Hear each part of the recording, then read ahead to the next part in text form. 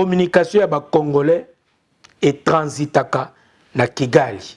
Bandeko na koloba yango te boyo kango bongo no comments. Les techniciens de la télécommunication et informatique font une révélation selon laquelle les serveurs utilisés par la SCPT pour gérer la fibre optique de la RDC a été installé par une société privée basée à Kigali. Et c'est à partir du Rwanda que toutes les communications transitent avant d'atteindre tous les destinataires. Cette révélation a été faite en marge du forum sur les numériques, dont Dédié Kabou, un expert en data et numérique, indique que cette situation est connue au niveau de l'autorité de la SCPT. Il conseille à l'autorité publique de s'investir dans l'installation d'un serveur autonome ici à Kinshasa pour éviter le piratage massif des communications en provenant et à destination de la RDC, dont Dédié Kabou au micro de Walter Nkoy. Je vais parler de ce qui est plus frappant et difficile à comprendre. À la SCPT, si vous vous connectez, vous faites les tests des bandes passantes, vous allez vous rendre compte que le serveur qui est utilisé a été installé par Axiom Network qui est à Kigali. Le serveur qui est là vous donne les adresses IP, c'est comme les numéros de téléphone. C'est-à-dire que toute personne qui se connecte ici par la connexion passant par la SCPT, la fibre optique, l'adresse IP que vous recevez vient d'un serveur du Rwanda. Et c'est quoi le danger et quel conseil vous pouvez vous donner? Le danger est énorme. Je donne un exemple. Nous passons un appel à partir de nos connexions ici, par WhatsApp ou n'importe quel. Les serveurs qui gèrent les numéros par lesquels sa connexion est reconnue de l'autre côté, c'est un serveur du Rwanda. C'est-à-dire que l'information passe d'abord au serveur du Rwanda, après ça atteint la personne cible. En termes même de mise en écoute. Et ils peuvent avoir toutes les informations de toutes nos communications que nous faisons. Est-ce que la SCPT le sait? Oui. Nous interpellons les autorités de l'État. Nous ne pouvons pas continuer à être infiltrés jusqu'à ce niveau-là. Il faudrait que l'État, les autorités aient la bonne information. S'ils veulent douter, ils peuvent aller simplement à la SCPT. Ils trouveront que les serveurs qui font les routages, c'est les serveurs du Rwanda qui font fournir, qui contrôlent nos connexions entrantes et nos connexions sortantes. Combien peut coûter ce type de serveur? Il suffit vraiment qu'on installe un data center. Pour les pays, ça ne coûtera rien. C'est aux environs de 3 millions et 5 millions de dollars américains. Il peut créer son data center avec les serveurs qui va se faire des routages pour gérer la communication et des bandes passantes qu'il vend aux télécoms et des connexions qu'il va fournir lui-même à la population ou bien au service de l'État. Et dans la même rubrique, dont Dédié Kabou, expert en data et numérique, indique que la RDC peut générer 5 milliards de dollars par an. L'argent que gagnent aujourd'hui les sociétés cellulaires, rien qu'en vendant les services d'accès aux réseaux sociaux. Selon lui, cela passe par 2 étapes. Primo, l'installation par l'État des antennes Wi-Fi à partir de la fibre optique dans les grands centres urbains. Secondo, vendre directement la connexion Wi-Fi aux utilisateurs sans passer par les sociétés cellulaires. Ceci va leur permettre d'utiliser WhatsApp, Facebook, Twitter, Instagram, Skype et tous les autres réseaux sociaux sans acheter du crédit.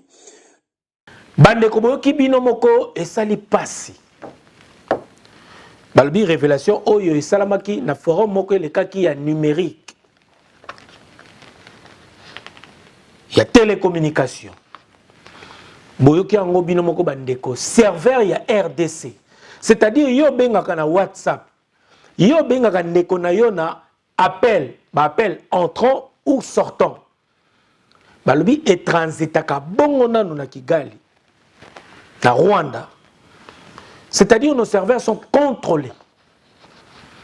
Mais la révélation toki misusu même l'espace nabiso aérien est contrôlé. Notre tour de contrôle est contrôlé bandeko na ngai.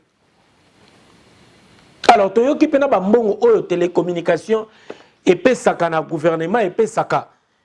Soki ba sombi yango ils ont compté plus de 3 milliards si je m'abuse. Alors que tu auras plus de 5 milliards pour la télécommunication.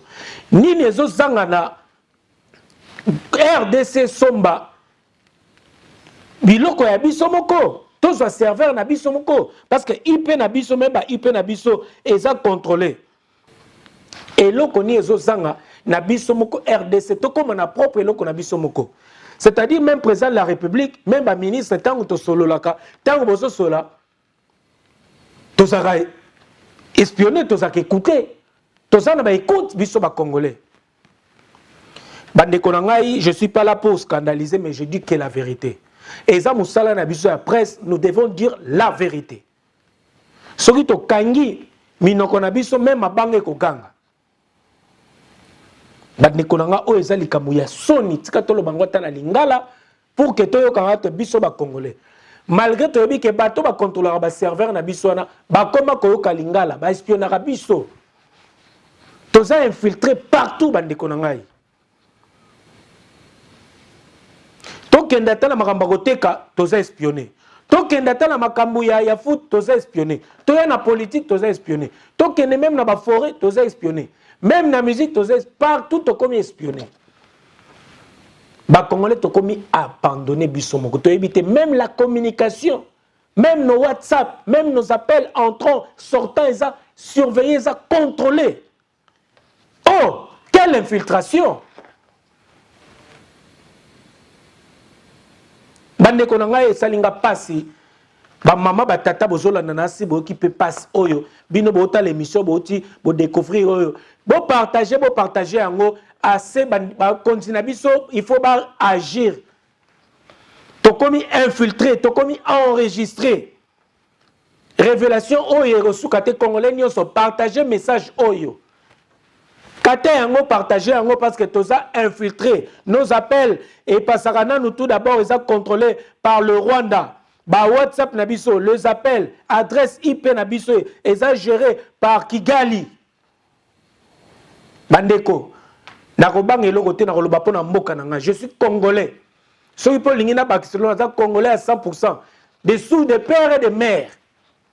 Il y a 50 T. Je suis congolais. Attends, congolais à 50. Mais si on dit qu'une partie a eu ça congolais, il y a un souci. Bande qu'on a commenté mingité boyo ki binomoko serveur na biso RDC ça contrôlé. Appel na biso nyonso, communication na biso nyonso et transit takana no par Kigali. C'est-à-dire tant que yo benga ndeko nanga mboka na biso fe bonga ba zui yango nanu donc eleki no Kigali no ne yunguli yango nanu etamize yango nanu après bokelango wo na Kinshasa yango muno yo sola bolo ba mamempoto ka mutakomolo ba chinois nzoka ne ba appel na biso ezalaka surveiller eza gérer eza contrôler tout transit par Kigali. Bande ko révélation éthique la ka te pona et panzane qui ne partout comme atina bakonzi. C'est le votre nolita mboulessage, je suis jeune, je suis congolais, fier de l'être même. Mais makambo il faut changer. Bakonzi na biso il faut botelema. Bakonzi na biso il faut boyoka likambo yo. Il faut bo agir. Bo sombelo ko ya biso moko. Comment est-ce que biso to ko za la contrôler? Bakonzi wa possession na biso na makambo nyonso.